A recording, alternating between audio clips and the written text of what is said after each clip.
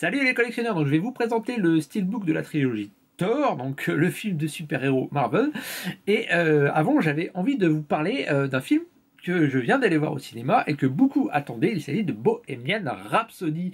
Alors, juste, je fais une petite critique vite fait. Eh ben, est-ce que ça vaut le coup d'aller le voir? Eh ben non. Non, non, ne perdez pas 2 heures de votre temps. Le film est mauvais. Alors, oui, mais alors comment ça se fait? Toutes les gens qui ont été le voir au cinéma disent que le film est génial, qu'ils ont passé un très bon moment. Et la réalité, c'est que oui, on passe un très bon moment.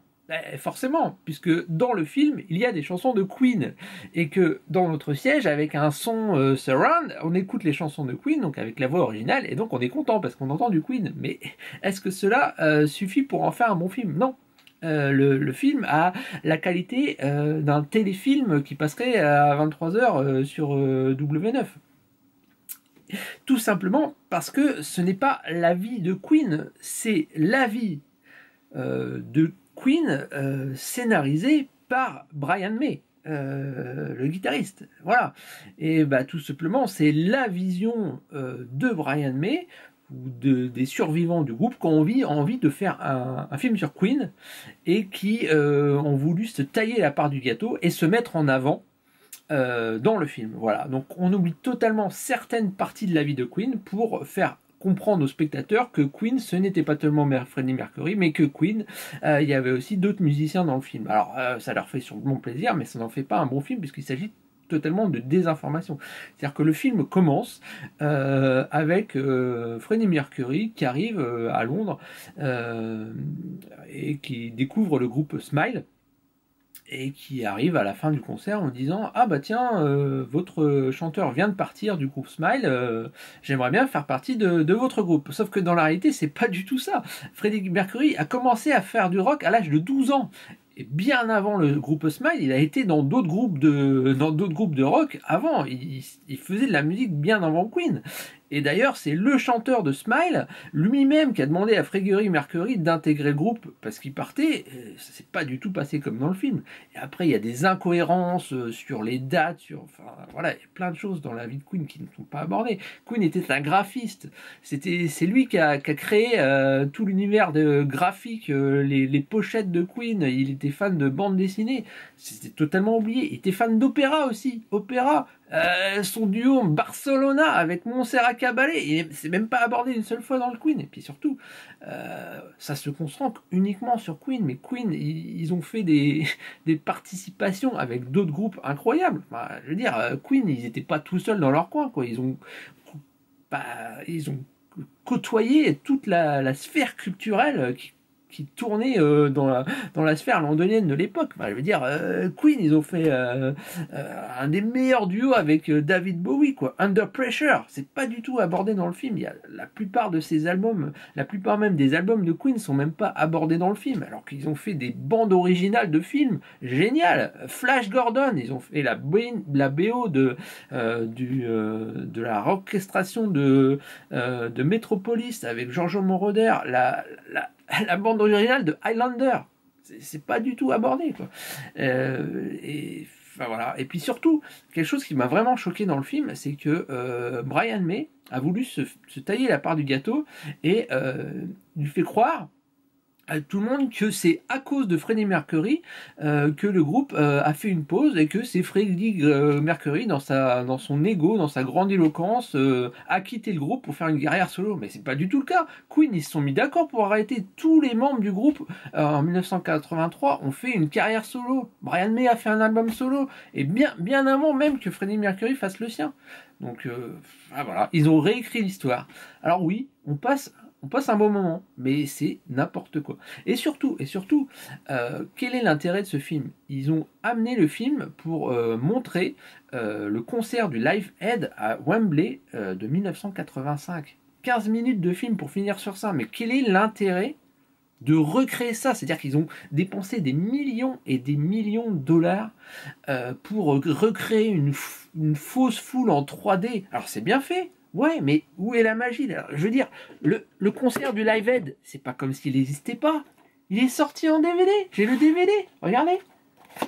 4 DVD. Il y a tous les concerts du Live Aid qui ont été filmés mais revoyez-vous le DVD, vous allez passer un meilleur moment, et c'est l'original en plus. Alors c'est assez marrant parce que du coup, Brian May dans le film, l'acteur qui l'incarne est assez ressemblant, c'est assez troublant, alors que l'acteur qu'incarne Freddie Mercury, même s'il joue très bien, mais pas du tout ressemblant.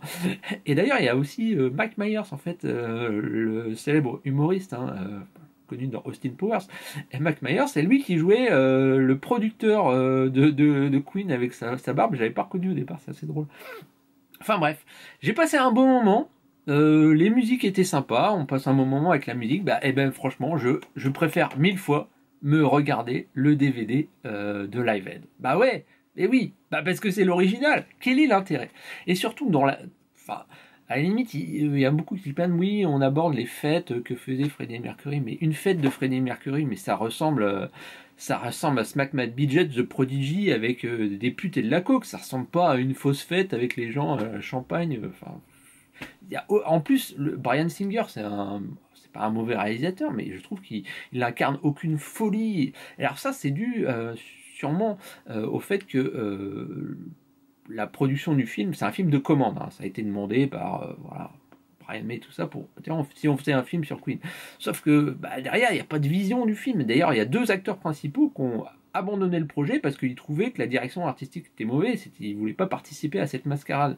Et même le réalisateur, 2 semaines avant la fin du film, a été viré par la prod parce que il y avait des discussions avec l'acteur principal. Donc voilà, c'est une sorte de... Voilà. La narration est nulle, ça déforme la vérité de Queen.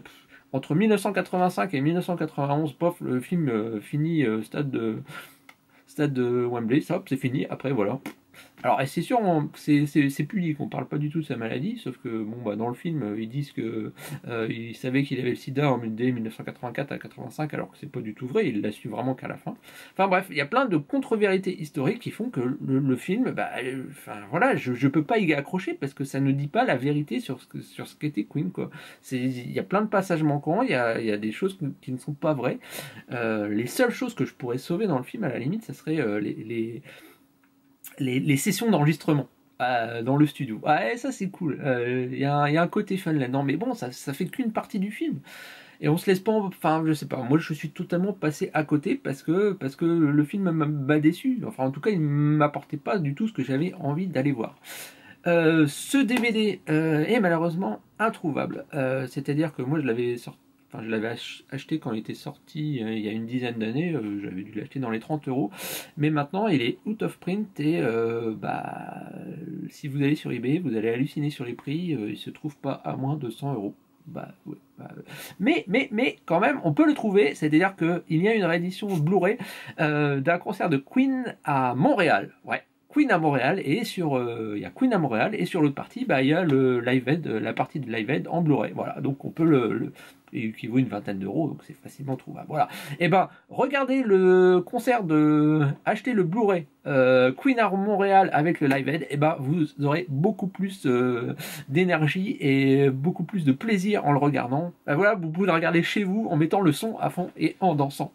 Voilà. Bon ben voilà, c'était ma petite critique. Et ben c'était long, et du coup, eh ben, je vous prends quand même je vous avais promis, le Steelbook de Thor. Ça, bon, j'ai fait un peu la vidéo parce que c'était pour faire le jeu de mots avec le titre. Voilà.